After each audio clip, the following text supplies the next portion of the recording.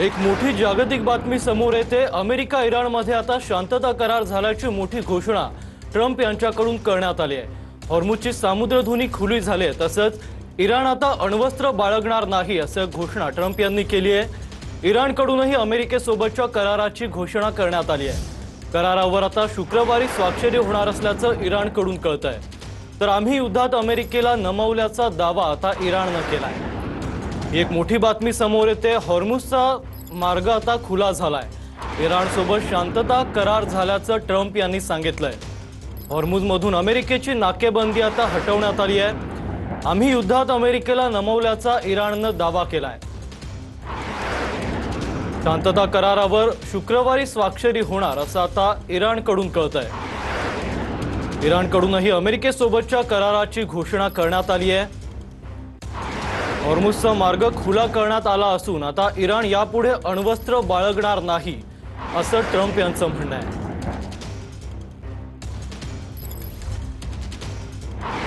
तर यासोबतची अधिकची माहितीसाठी आपल्यासोबत जोडले गेलेत सतीश ढगे सर। सतीश सर, काय सांगाल? नक्कीच अशा प्रकारची घोषणा त्या ठिकाणी होणं की फायनलाइज झालेलं आहे इराण आणि अमेरिका यांच्याबद्दल डील, ही स्वागतार्ह बाब आहे। वेगवेगळ्या प्रकारचे दावे प्रतिदावे अमेरिका आणि इराण यांच्याकडून त्या ठिकाणी केले जात आहेत। एक पहिली बातमी आपल्याकडे ज्या ठिकाणी येते की पुढच्या शुक्रवारी म्हणजे 19 जूनला अधिकृतरित्या फॉर्मली याच्यावर स्वाक्षरी त्या ठिकाणी होईल। वेगवेगळ्या प्रकारच्या दावे प्रतिदाव्यांमध्ये असं म्हटलं जात आहे की जसं हे डील होईल त्याच्या अनुसार हॉर्मुझची सामुद्रधुनी ही खुली होईल आणि नक्कीच स्वागतार्ह बाब आहे। पण अशा प्रकारची घोषणा जरी झाली तरी लगेच हॉर्मुझच्या सामुद्रधुनीमधून सगळ्याच जहाजा त्या ठिकाणी जायला लागतील असं होणार नाही, कारण आता सुद्धा तिथे वेगवेगळ्या प्रकारचे सागरी सुरुंग लावलेले आहेत। म्हणून डी मायनिंग ऑपरेशन्स करावं लागेल आणि डी मायनिंग ऑपरेशनसाठी हे सुरुंग काढण्यासाठी अमेरिकेच्या सोबतीला फ्रान्स आणि युनायटेड किंगडम यांनी सुद्धा संमती दाखवलेली आहे। ही फॉर्मल सायनिंग झाल्यानंतर जी चर्चा पुढच्या 60 दिवसांमध्ये होणार आहे न्यूक्लिअर डीलशी संबंधित, की इराणनं जे आहे अण्वस्त्र बनवू नये, त्याचबरोबर त्यांच्याकडे असणारे एनरिच युरेनियम याची कशी विल्हेवाट लावायची आहे त्याच्याशी संबंधित 60 दिवस ही चर्चा होत असताना या चर्चेच्या सुरुवातीलाच अमेरिका इराणचे जे प्रतिबंधित असे $24 बिलियन फ्रोझन ऍसेट्स आहेत त्यापैकी अर्ध म्हणजे $12 बिलियन जे आहेत ते रिलीज करेल।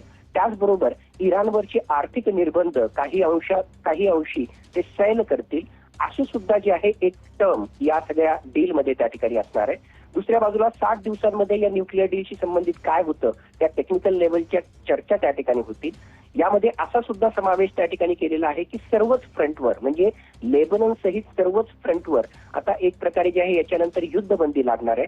म्हणजेच इराण आणि अमेरिका यांचं तर युद्ध थांबेलच थांबेल, पण इस्रायलनं सुद्धा लेबनन विरुद्धची हिजबुल्ला विरुद्धची आक्रमकता कमी करावी असं यामध्ये त्या ठिकाणी नमूद केलेलं आहे।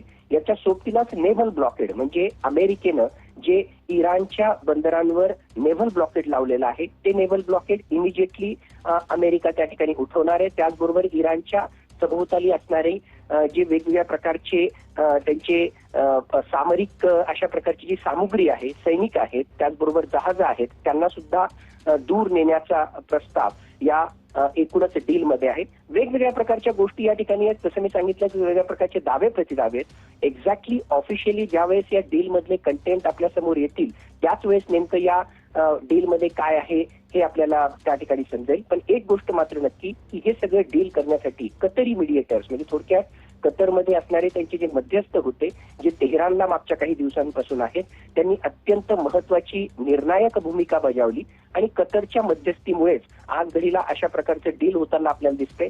अजूनही माझ्या मते 19 जूनला यावर स्वाक्षरी होण्यापर्यंत आपण जे आहे तोपर्यंत थांबावं। अजूनही या ठिकाणी ज्या प्रकारची फ्लुइड सिच्युएशन आहे त्यामध्ये जे आहे काहीही बदल त्या ठिकाणी होऊ शकतात आणि सर्वात महत्वाचं स्वाक्षरी जरी झाली तरी नक्कीच धन्यवाद तुम्ही दिलेल्या सविस्तर माहितीबद्दल।